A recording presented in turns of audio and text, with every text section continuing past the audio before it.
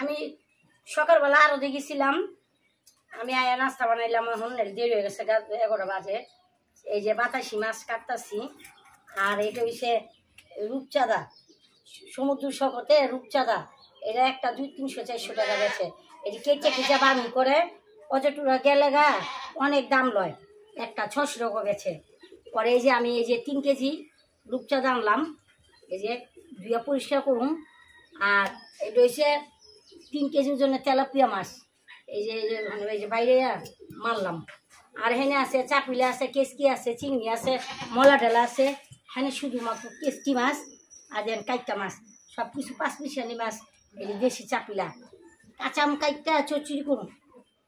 আর এটা খাবারের টেবিলটা হারাই গেছে গা, এটা পাওয়াই যায় না। এটা যে খোলা মাছ নদীতে করে খালি সাপের মতন খালি সাঁতার পারবো, আর এমনি খালি ডুব পারবো।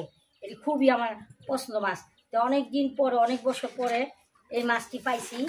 পরে দামের দিকে তাকাই নাই, তাহলে এমনি করে মাছ নিয়েছি। হালকা টমাটো দিব, দেশি ধনে পাতা দিব, আর 2-1টা বেগুন কেটে দিব, সেই স্বাদ বাড়িতে সারা রান্ধে। হ্যাঁ, আর এই যে রুই মাছ আছে। পরে এই আমগো বাজার। আল্লাহ রহমতে আপনি সবাই দোয়া করবেন, ভালো থাকেন, সুস্থ থাকেন।